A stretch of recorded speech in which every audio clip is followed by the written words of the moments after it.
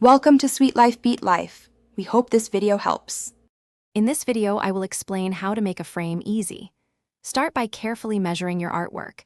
This is crucial for a perfect fit. For example, if your piece is 8 by 10 inches, your frame's inner opening should match. Next, decide on your frame material, whether it's a classic wood, sleek metal, or a modern composite.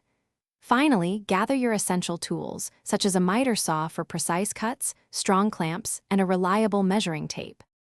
Now let's make those precise cuts. Using a miter saw, cut each frame piece at a 45-degree angle. This ensures your corners will meet perfectly at 90 degrees. After cutting, apply a thin, even layer of wood glue to the mitered edges. Then, carefully bring the pieces together, securing them with corner clamps or a strap clamp. Allow the glue to dry completely, typically for at least 30 minutes before moving on. With your frame assembled, it's time for the finishing touches.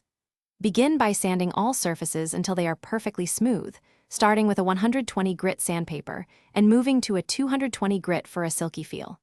Next, apply your desired finish, perhaps a rich stain, a vibrant paint, or a clear protective coat. Once dry, carefully insert your artwork, matting, and glass, securing them firmly with flexible points or clips. To ensure a perfect frame every time, always double-check your measurements. A small error can lead to a noticeable gap. It's also a great idea to practice your cuts and joining techniques on scrap pieces first. This builds confidence and skill.